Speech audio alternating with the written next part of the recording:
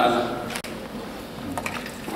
Mesdames, Messieurs les présidents des institutions de la République,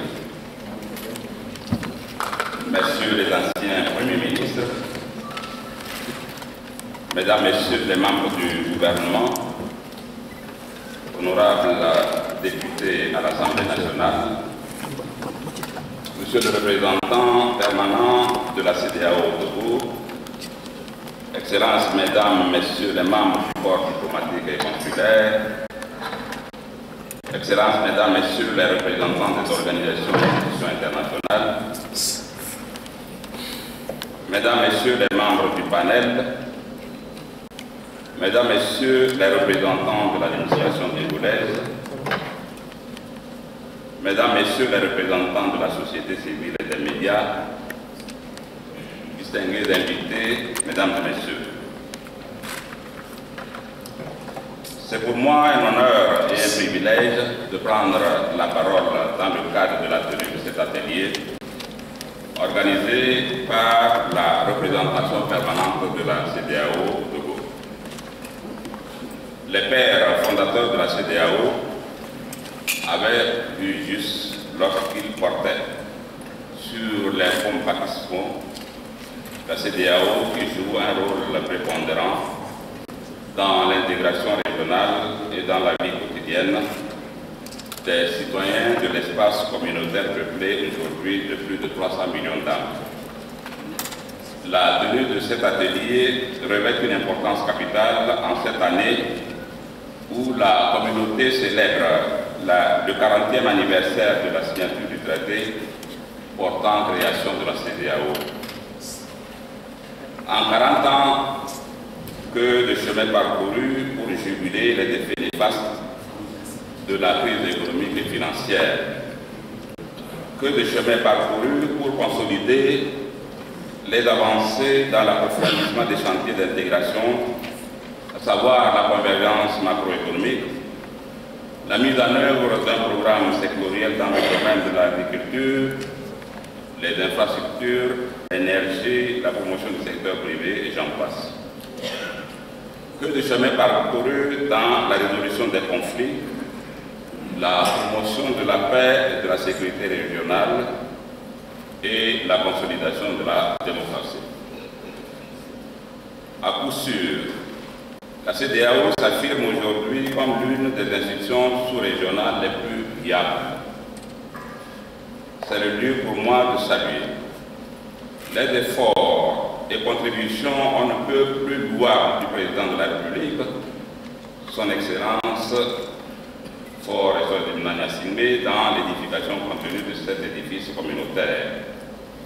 Mais devons-nous nous satisfaire de ce tableau? La réponse est sans embâche non. Non, parce qu'au moment où nous parlons, beaucoup de citoyens ignorent l'existence du traité de la CEDEAO. Au moment où je vous parle, des citoyens de notre espace subissent aux différentes frontières des tracasseries de tout genre qui mettent en péril la libre circulation des personnes et des biens.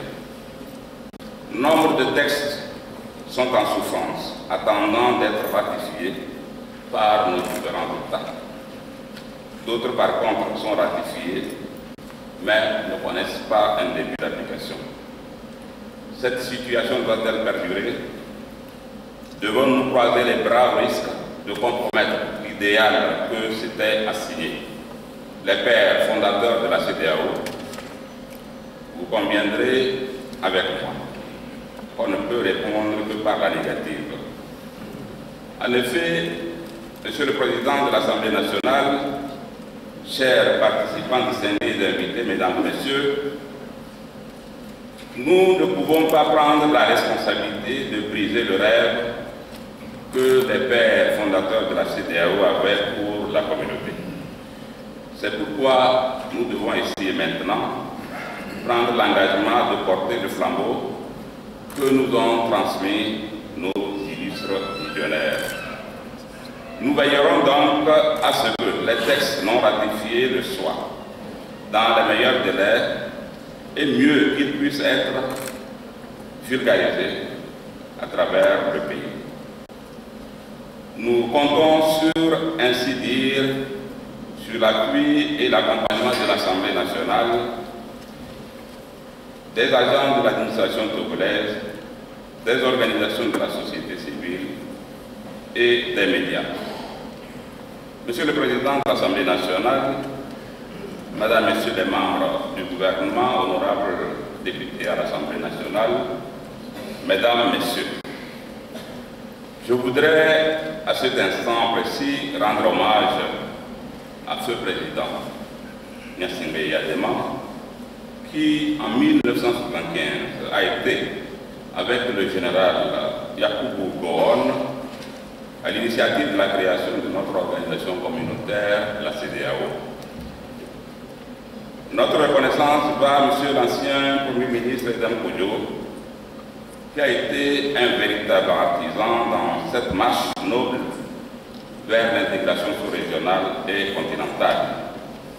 À l'époque, ministre des Affaires étrangères, il a été, avec son collègue nigérian Adebayor Adedije, sous l'impulsion des présidents Gowon, Feu et Eyadema, les rédacteurs de la première charte et du premier protocole de la CEDEAO. Pour finir, je ne peux m'empêcher de remercier tous les communicateurs qui nous permettront de connaître davantage la CEDEAO à travers leur présentation.